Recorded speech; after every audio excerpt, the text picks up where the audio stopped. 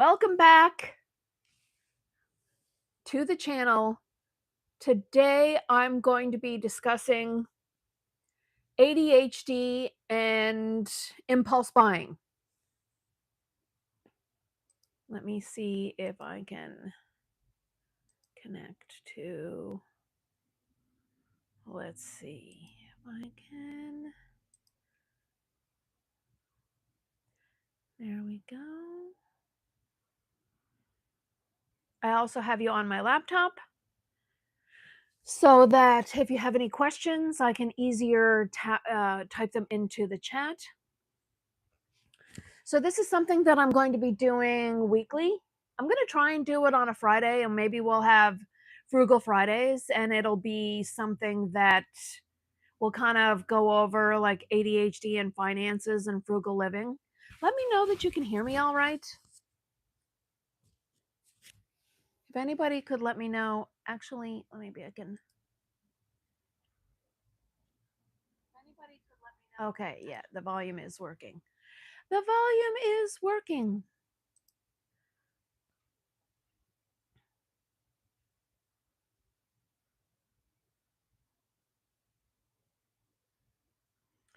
So today I'm going to be going over 15 to 20 tips to help you from impulse buying.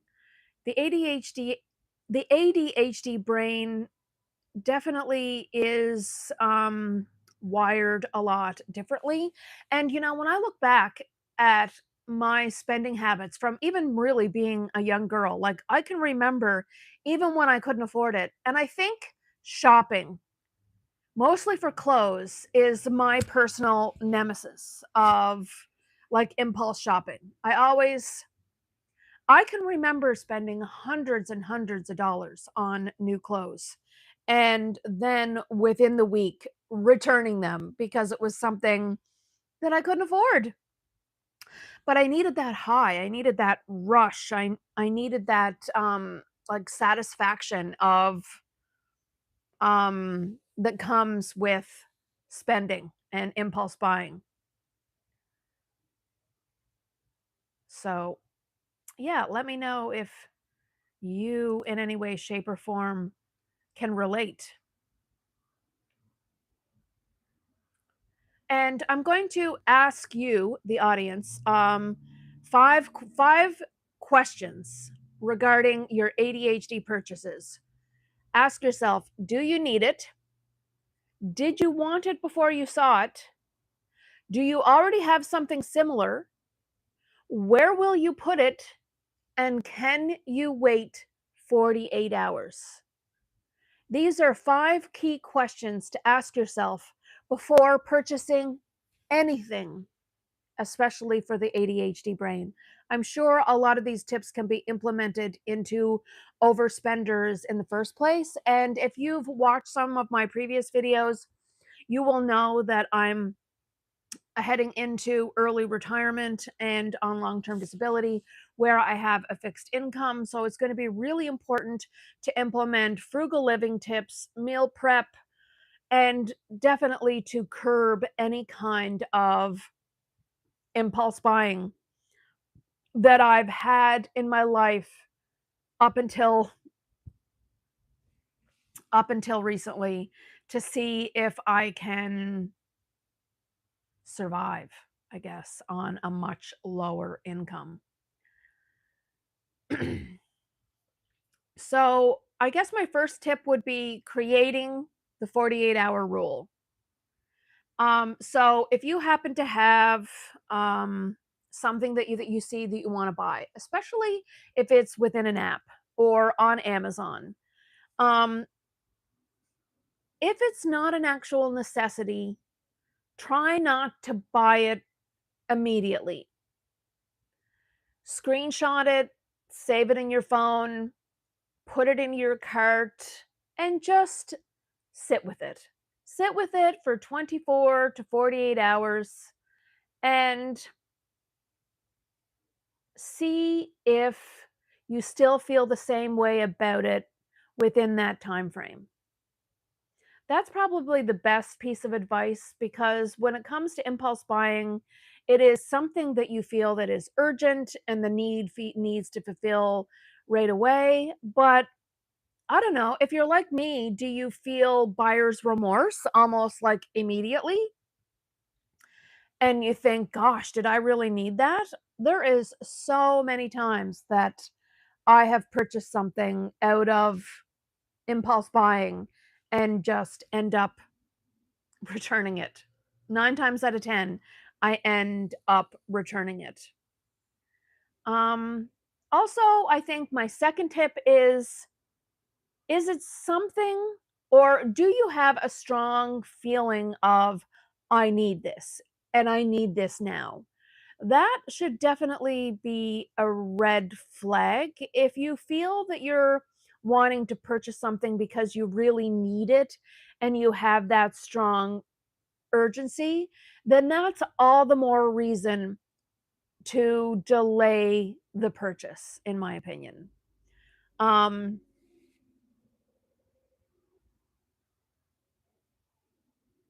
Tip number 3, did you want the item before you decided to purchase it?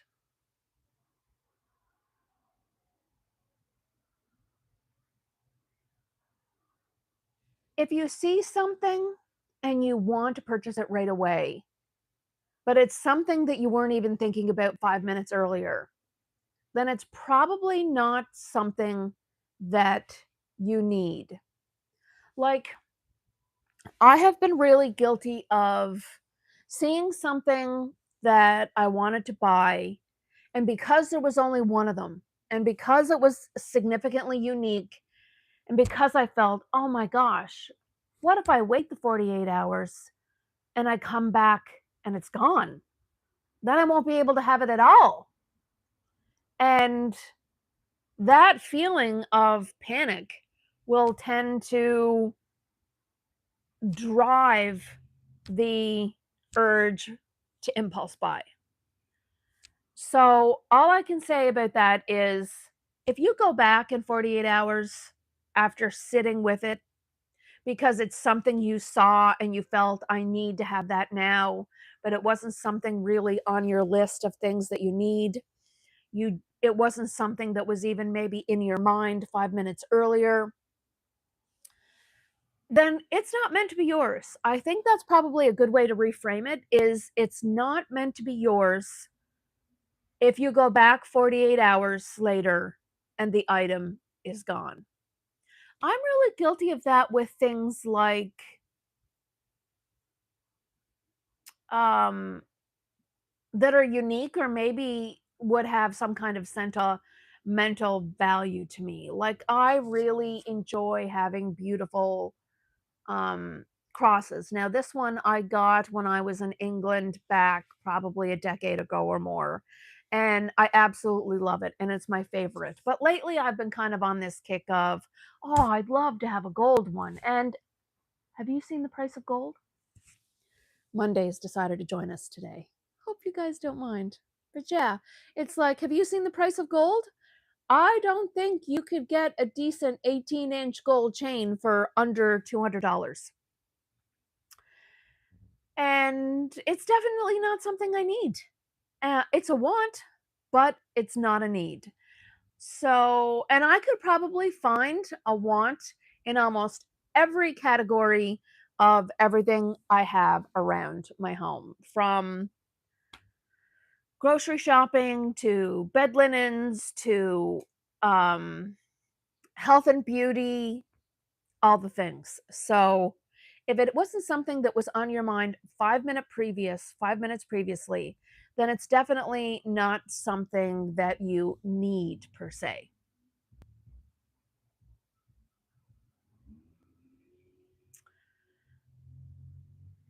This is also a really, really good tip, is tip number 4.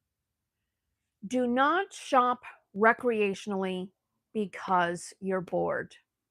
With all of the apps like Amazon and Temu and Shein and almost every um, retailer out there probably has an app where you can easily put it in your cart, and get it immediately. But I think that maybe if you can stop and just ask yourself, are you buying this because you really need it? Or are you buying this because you really feel like your brain needs to be stimulated? That your ADHD brain is just looking for that next high, that next purchase, that next impulse. Um, so maybe the next time you happen to be perusing the internet, buying something online, or even shopping in person, I would ask yourself the question, am I doing this because I'm bored and I'm looking for my brain to be stimulating? Or am I getting this because it's something that I do actually really need?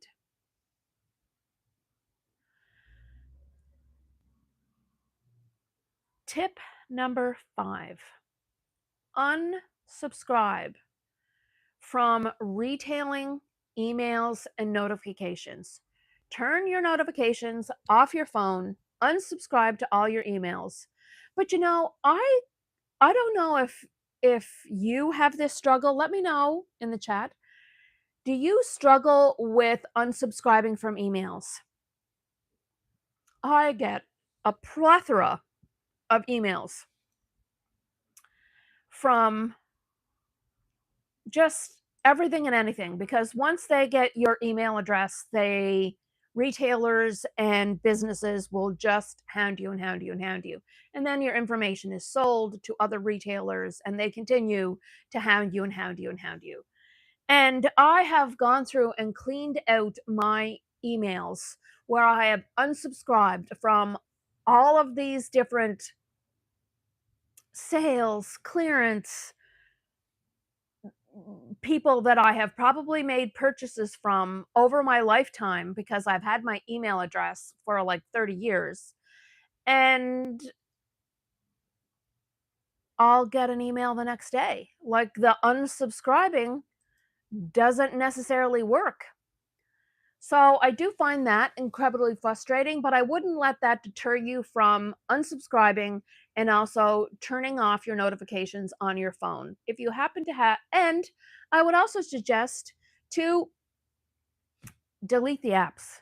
If you've got Temu or Amazon or anything that's on your phone that makes it super easy for you to make impulse buying happen really quickly, then my suggestion is turn off your notifications. And that, I guess, is tip number 6. Delete all of your apps. And if you happen to have anything that you really like, yeah, turn out like Temu, Shein, Amazon. Those are the big ones that I can think of, but I am sure there is a purchasing app for almost every business out there. Like I get some gluten-free flour from iHerb and I get some stuff from wellness.ca and all of those things. And even though I may not have them as apps on my phone, they will definitely somehow get me or get my attention. And even if you're purchasing a clearance item that is 70% off, you're still spending the 30%. So if you're purchasing impulse buying something that is clearance and is 70% off, and you're convincing yourself, oh my gosh, it's 70% off, this is a great deal.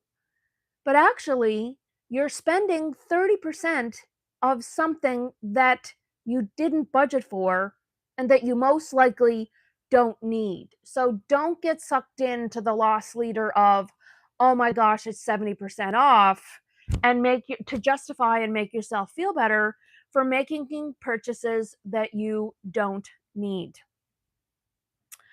Another big one that I have not had the courage yet to do because I absolutely love the convenience is getting rid of Apple Pay, removing the payment information you have stored on your phone.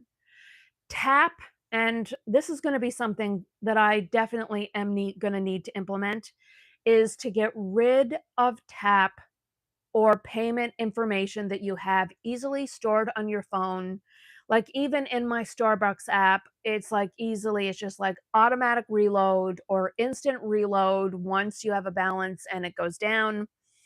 Or if you have your credit cards or debit cards built into your Apple Pay, it is just so mindlessly easy to get something. Like I happened to go to our local herb store, and because I broke my arm, I've been taking Tylenol fairly regularly for pain and really felt like my liver was acting sore. So I went to get some milk thistle. And while I was in there, I ended up purchasing a peanut butter cup that was like all natural, and I have since searched a dupe for this peanut butter cup, and don't get me wrong, they were absolutely delicious and they were like a jumbo size, and here you can see me justifying. But this peanut butter cup was $5.79 for one peanut butter cup plus tax. And snacks here where I'm located get taxed because they are ready to serve instant items. So I paid over $6 for one like similar Reese's peanut butter cup. I mean, they were 10 times better and healthy for you, but you get my point. That's my ADHD brain trying to justify to me that it was okay to spend $6.50 on a piece of freaking chocolate and some peanut butter when, yeah, there's so many ways to curb that craving without spending $6.50.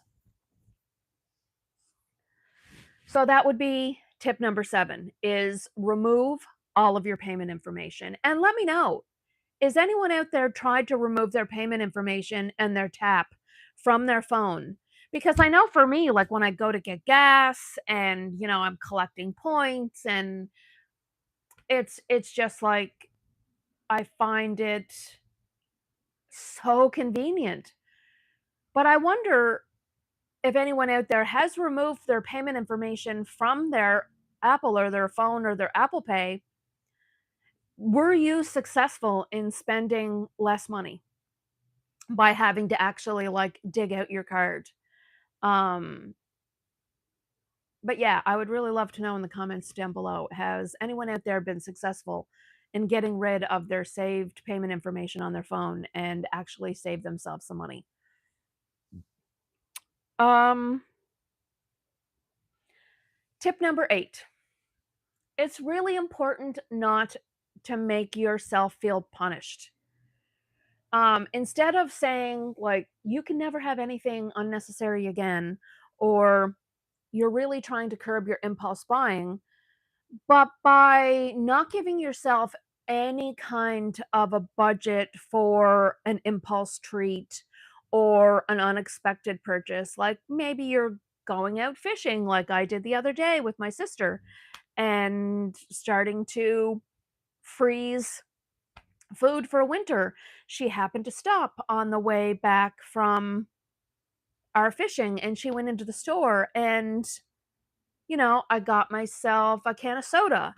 And you want to be able to allow yourself for spontaneous moments like that, because I think if you end up punishing yourself too much and being too restrictive, that may end up backfiring, and that you may end up going on some kind of a spree because you're feeling so restricted in trying to curb any kind of impulse buying. So maybe go through your budget and see what is a doable amount that you can allot yourself in your wallet per week to be able to spend on impulse buying or something that you haven't necessarily budgeted or scheduled for. Maybe you can start to implement $10 per week on any kind of impulse buying, like an ice cream or that soda or something like that. So that would also be a really important suggestion,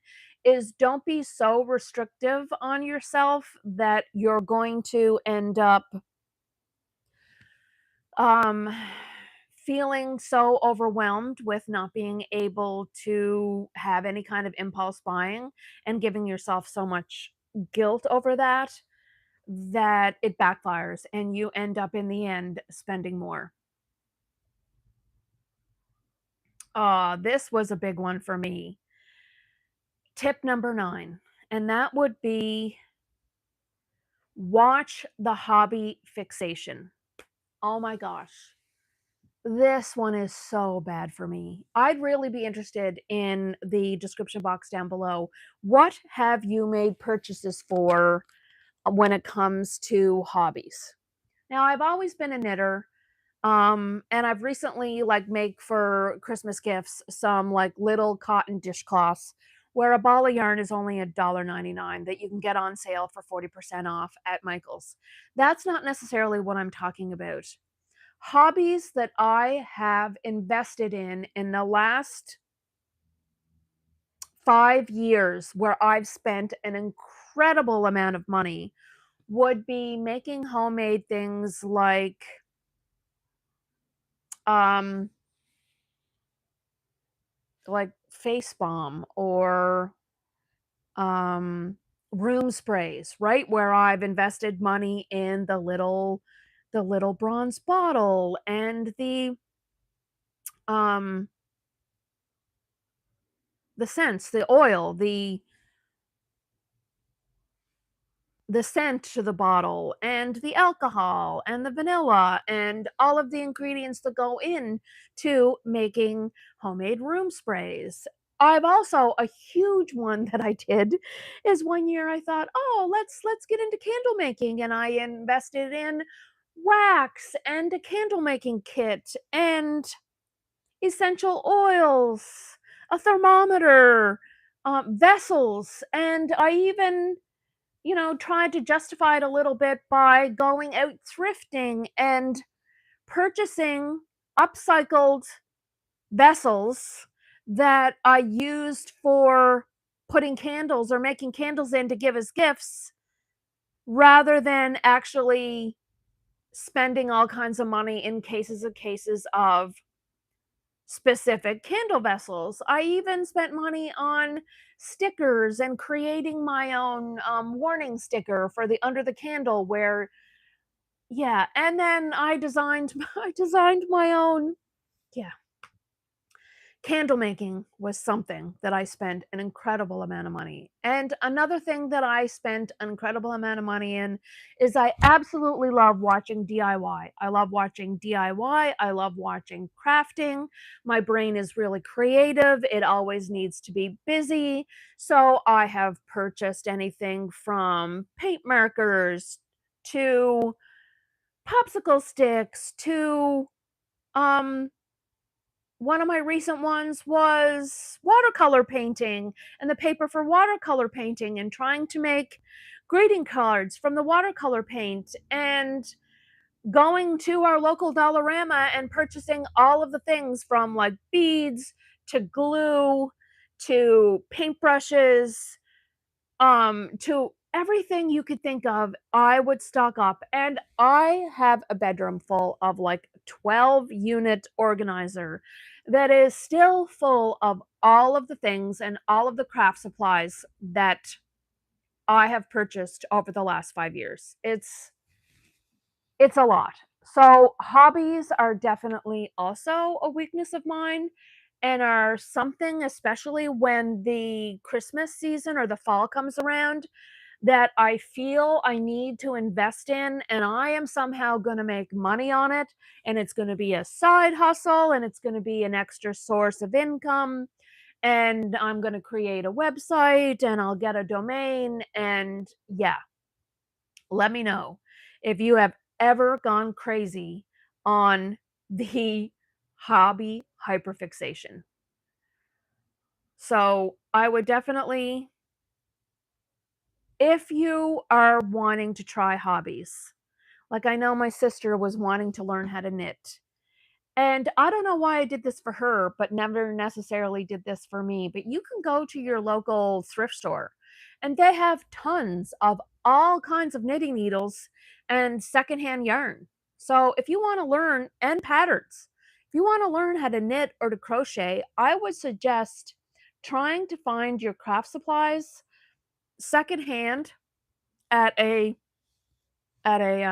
thrift store and see if you end up actually enjoying the knitting before you start investing full bore $500 into crocheting and knitting supplies and trying to teach yourself how to add this hobby to your hobby. So, yeah, tip number 9, watch out for the hobby hyperfixation. It can definitely be a huge bleed of your money. Tip number 10, beware of the sale dopamine. This is something that I mentioned earlier, and that is if you happen to, yeah, even lost leaders at the grocery store. You happen to go into the grocery store and you see butter on sale for $2 a pound. But then while you're in there, you get gluten-free bread and you get milk and, 10 other items. Whereas you went in to get the butter on sale, but you come out with a whole bag full of items that you never scheduled to spend in the first place.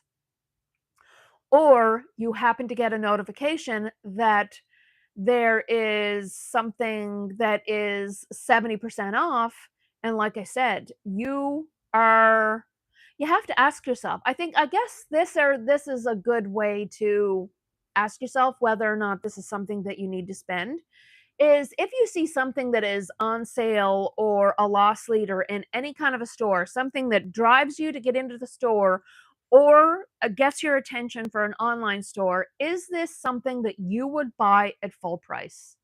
Right? If you see a pair of gym pants or you see that butter that's on sale, like just ask yourself, is because buying 5 pounds of butter or 10 pounds of butter on sale, if you're never going to use it, still the $20 that you spent or the $10 that you spent is still a waste of money just because you got it on sale.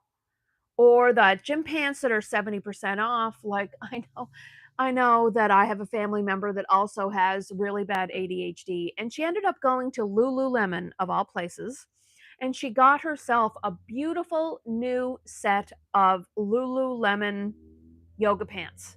And she got them in a different color. I don't know why she convinced herself that she wanted a different color, but she got them in a different color, in a royal blue, in something that she would never ever wear.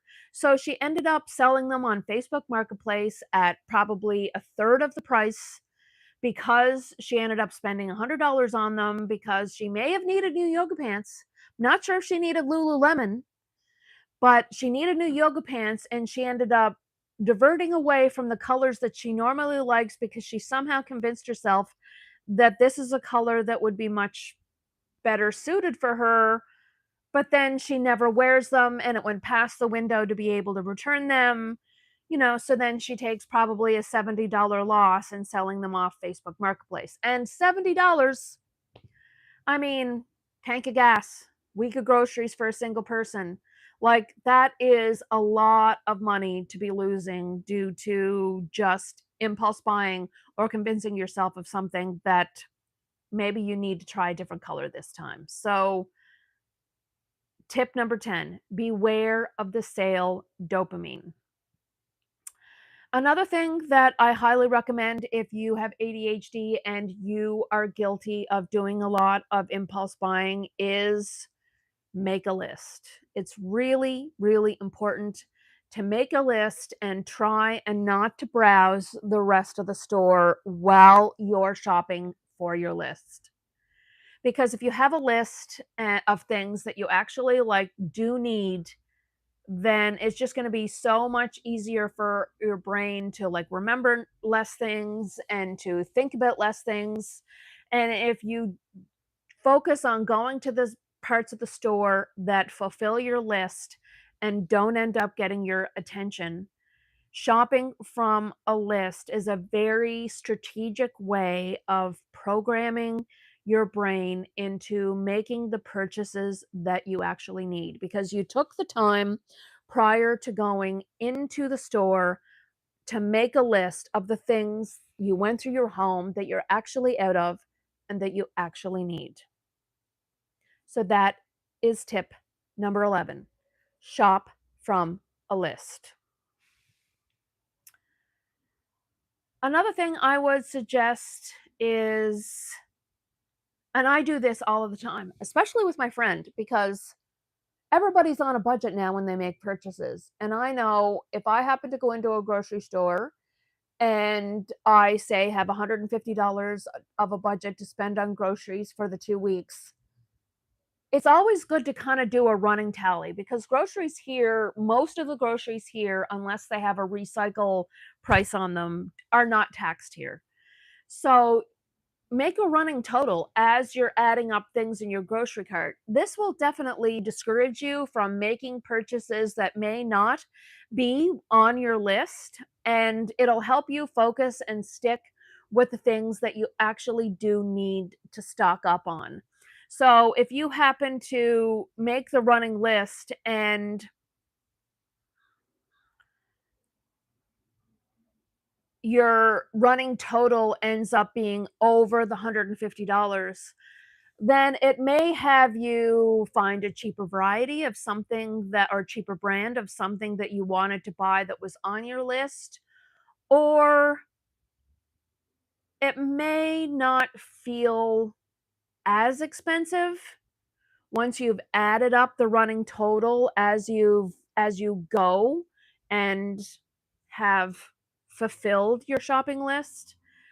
Plus, it really helps you stay within budget when you're adding things up. Because I know when I'm making a list, I will actually put the price of the item to the side of it so that when I'm adding up my grocery list at the end, I will kind of put what the total is.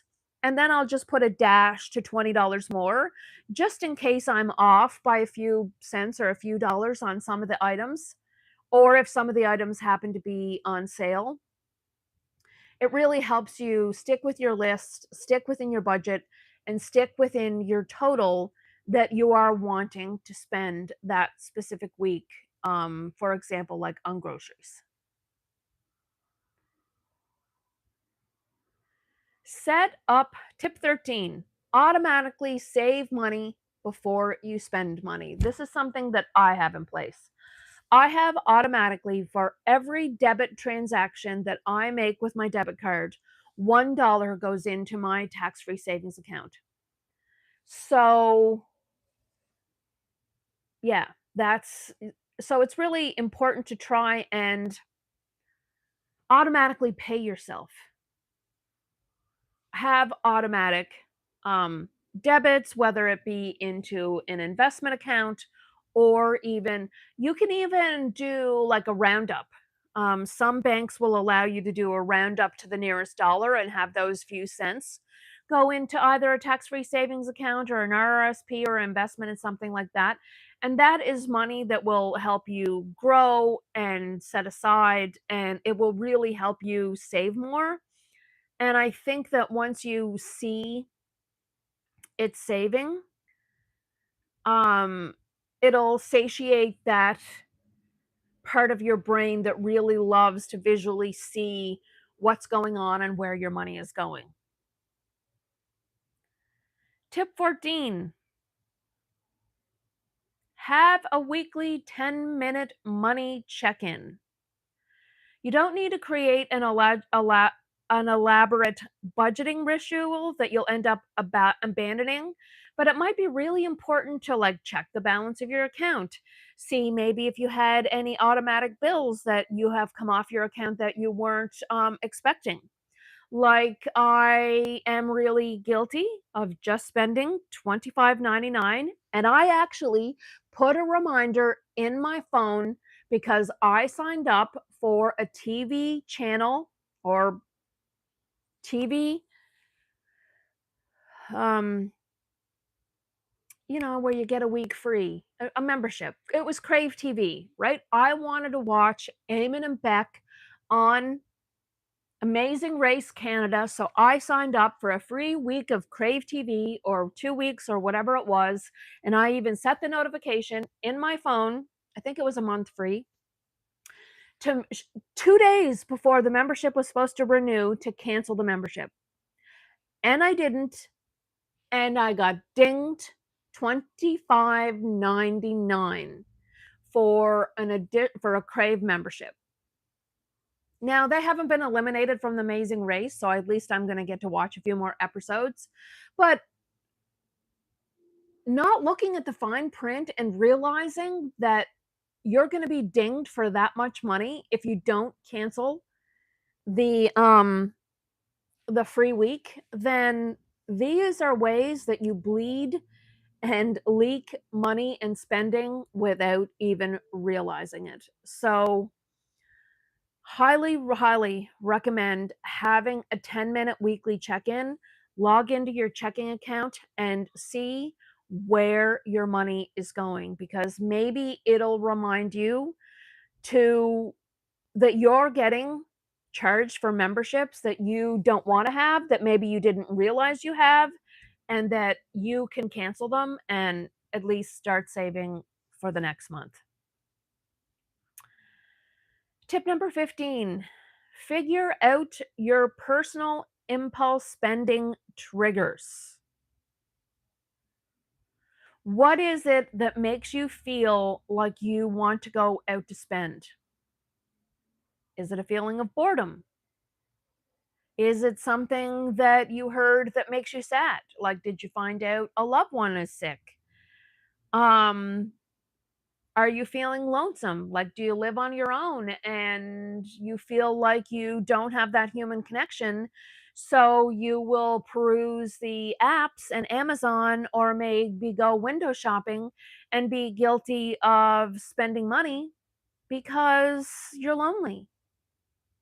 Or maybe it's even because it's somebody's birthday or something is coming up that you're celebrating.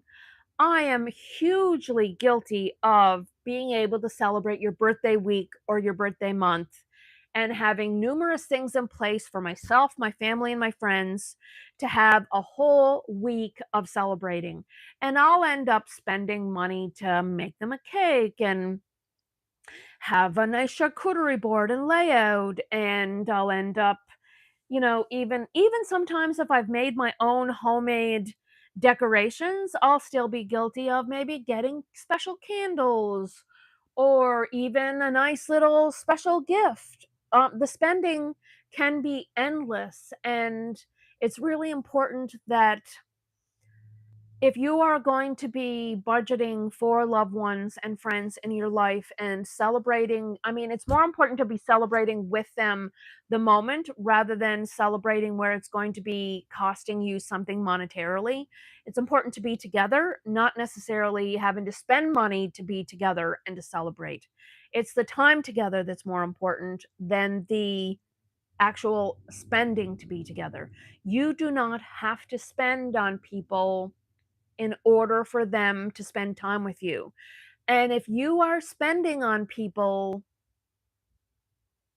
and that's the only way they'll spend time with you is if you spend money, then maybe you need to rethink that relationship. Or maybe it's a fabulous relationship and they don't even make you feel like you ever need to spend money,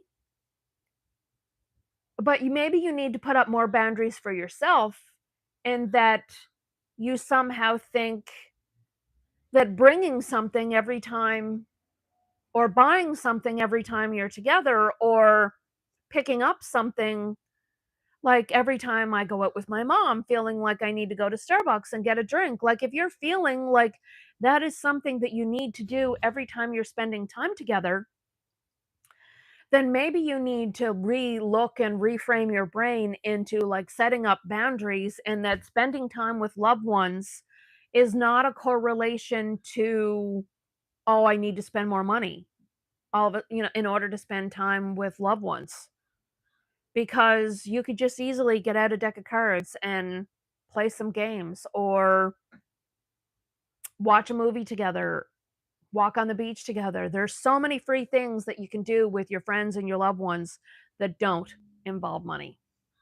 So, yeah, try and figure out what your impulse triggers are that make you or lead you into spending a lot more money. So,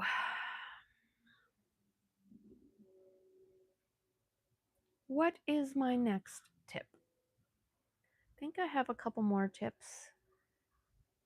Oh, another tip would be whenever you happen, especially to go grocery shopping, is ensure that you have eaten before you go to the store. I don't know about you, but if I'm hangry, there is a lot of things that are going in my cart that I need to eat as soon as I get out of the grocery store in the car before I even head home with my groceries. So that would be tip number 16 is if you are going out even if you're just going out thrifting or you this is a planned shopping trip whether it be for groceries or for anything that you happen to be buying, ensure that you have eaten and that your body and thirst is satiated. Bring a bottle of water with you, make a homemade coffee, put it in a traveling cup with you. Make sure that your belly is full so that everything that you see in the grocery store, the old adage, your eyes are bigger than your stomach, because when you're hungry and you go to the grocery store, everything looks absolutely delicious and amazing. And your grocery bill, I guarantee you, will be $50 more than it was if you went to the grocery store full. Tip number 17, create a named savings account. Now, I would also suggest doing a visual with this, like doing a visual on your on your fridge, like with a marker, is like an $1,000 emergency fund, or like maybe the travel you want to try and save up to travel once a year, and it's the Hawaii fund, or you're wanting to save up and get a new car, or maybe you're just wanting to save up for retirement and you're on a really fixed income. It's really important that maybe if you put or if you have a couple of different savings accounts and that you want to save for over the years, you could put like a bar graph and then you could get markers and color it in, right? You could start it at 50, 100, 150, 200, and that being able to see it visually grow will definitely give you that dopamine hit that your brain is looking for, and you'll actually get to see the progress of you saving some money that will help you stay on track and save some money, because the satisfaction of seeing that graph grow will help you stay on track to save the money up for whatever it is that you're trying to save for. Tip number 18 would be try a savings challenge. Now, this is just maybe for a week. Maybe you want to try, or maybe even for a weekend, right? It's Saturday today. Maybe I went and I was out of jam, and there's this local young fella that happens to make homemade jam. He's really popular, and it is really good jam. And it was $5 a jar, which I did not think is ridiculous, because if you happen to go to the grocery store and even see a jar of craft jam that is 500 mils, it's $8 or $10. But I went and got two 250 ml jars of homemade blueberry and rhubarb jam. So those are the things that you end up maybe not being in the budget that you spend on, that are impulse buying, that you can try and create yourself a no spending weekend. And from like Friday morning till Monday morning, and see if you can go through the weekend and have a no spend buying. Or maybe you could create yourself something like a pantry challenge. Maybe it's the last week before you get paid, or it's the week before you get paid. the fridge and the are looking a little low, you're maybe it's a time where you want to go through and eat from your pantry, because I can guarantee you that everyone out there has a surplus of food that may take a little bit of an imagination, but would be helpful in using up the stuff from your pantry, and not end up going to the grocery store and getting you through that last week and staying on your grocery budget by doing a pantry challenge. Or you could even do like a cash envelope challenge. Like maybe there might be something where you put $10 or $20, whatever your budget will allow, in an envelope for you to mark for little things that allow you to stay on budget. And then once that $10 is gone, for the week, you don't buy any other extras, any other treats, or any other things that weren't in your budget. That way you don't feel like you're punishing yourself for not budgeting and not buying things, and it helps you not to go over budget in your impulse buying. Another challenge is also maybe to try and make yourself some of that money. I think we're all guilty of having an excess and a surplus of stuff. If you have ADHD, you have a surplus of stuff. You probably have so much stuff that maybe start to go through it, right? Like, I ended up getting a bathing suit on Temu that, just because it was $10, it justified in my mind, because if you happen to go to La Bien Rose, bathing suits are $100, and it doesn't fit, and it's brand new. So I should put it on Facebook Marketplace while it's summer for a brand new bathing suit for $10. So maybe there's some things that you've purchased, or that you have household decor that you have too much of, mugs in your cupboard that you may just want to post on Facebook Marketplace and sell. So maybe that also might be a monthly challenge, is to sell 5 items per week and allow yourself to make yourself some of that spending money that you would like to be able to have, to maybe buy a book that you really want, or for that impulse buying when you happen to be out for a family member and you want to stop for a coffee and a treat, or you're thrifting and you want to, I don't know, get the cotton top that you really think is absolutely sweet and you just must have. That way there's not so much guilt around your impulse buying, is because you're and a lot of people have that rule, is that if they bring something into the home, they have something go out of the home, and that you don't bring something new in unless you've gotten rid of something. And I think that's a really great habit to try and get into or implement into your life. I think we're on tip number 19. I'm unsure. But if you have items, and I was guilty of this, where as I ended up getting a bunch of stuff for a family member from a thrift shop, and there was a whole stack of items that they didn't like. Now, normally you can't do returns at a thrift shop, but you can do exchanges. But you have a 7-day window to take the stuff back, to be able to exchange maybe for something else that they would like or that you would need. And make sure you keep those returns in a bag with the receipt by the door. Maybe put some hooks there, mark it returns, so that you always have your returns readily available and that you don't miss out on the window to be able to return it for full price, to be able to exchange it and at least get the value out of it. And then just prevent you from ending up selling it on Facebook Marketplace for a fraction of the cost. Like, I did that with a pair of boots that winter boots that I ended up getting for a loved one, and they were never worn. And I missed the 3-month window to return them back to Softmock, and ended up selling them for like a third or a quarter of the price. So set your returns by the door, or put them back into your car with the receipt. Get in the habit of ensuring that if you do get something and it is unsuitable, that you have it ready and by the door to return.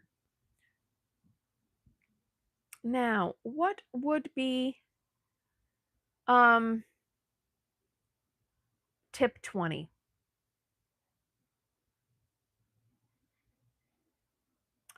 Automate your bills. Now, I know that kind of defeats the purpose of removing all of your money off your Apple Pay, but late fees are a huge um, leak in a lot of people's monthly spending. And by not having your light bill, your phone bill, your insurance, your tenant's insurance, your rent, all of the things that could be automated, your credit card payments that can be set up as automatic bill payments to avoid late charges are making you bleed and hemorrhage money. I would really love for you to go in.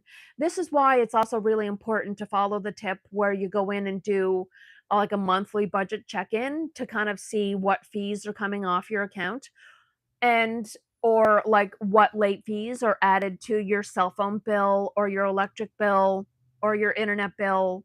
Late fees are another leak in spending, especially when you're living on a budget. So, there we have it, 20 tips to help you curb your ADHD brain from impulse buying. They're simple, visible, automatic, and incredibly rewarding. And I think that if you follow these, that you will find it helpful. Let me know if there's some of these tips that you already implement and which ones that you find successful. Also, let me know if there's some tips that I didn't mention that you find really helpful that you want to maybe share with our community or share with me. And that can be helpful in saving some money. Also, let me know about the live stream. I would love to do live streams that kind of focus on frugal living and kind of money traps, especially that suck in the ADHD brain. And yeah, to try and maybe have a frugal Friday and go over ways and kind of help each other. I think the next my next live, I would like to discuss realistic tips, 30 realistic tips to organize your life for the ADHD brain. Now, I think a lot of these tips are also really good for people that don't have an ADHD brain. Um, that is the really great thing about putting things out there is that everybody is probably find something that will be helpful in having them implement these changes into their lives that will help them save money. So let me know. Give me a thumbs up. Hit that subscribe button. I'm definitely putting a lot more effort into my channel. I know that my channel has changed from food to retirement now that I'm going to be retiring. And I'm trying to make a conscious effort to really try and get those 4,000 watch hours before February 1st. I want to have a goal. Actually, I have almost 3,000 subscribers, but I only have just under 1,000 watch hours. So if you have any ideas and tips on how to increase your watch hours other than obviously posting a lot more content and being consistent, um, I know that I would love to hear your feedback. And I'm going to work hard to try and get 1,000 watch hours for October, November, and December and give myself a 2-month buffer to try and have the 4,000 watch hours required to get grandfathered in to be monetized on YouTube. And I know that we can do it. I know that you can help me do it. And if you happen to be a small channel out there, post your small channel name in the comments below. I'll be sure to check it out. I love DIY. I love retirement tips. I love budgeting, meal prep. If you happen to be in any of those categories, please add your channel in the description box down below. I'll be sure to go over and hit that subscribe button. That doesn't mean that you have to hit the subscribe button here, but I want us to be supportive of smaller YouTube channels and smaller creators on their journey to helping smaller creators reach that 400 watch hour goal. And I think we can do it. We can do it. I feel like I've got a lot of content, a lot of lived experience that I can add to my channel and to the YouTube and internet world community that people will find helpful. So, thanks everyone for tuning in today. And yeah, give it a thumbs up, like, subscribe, share, and we'll see you next Friday for a Frugal Friday live stream. And if there's any topics that you would like to see me cover that you have interest in, also suggest your comments in or suggest your topics in the description box down below. And thanks everyone. I'll see you again soon. Bye-bye.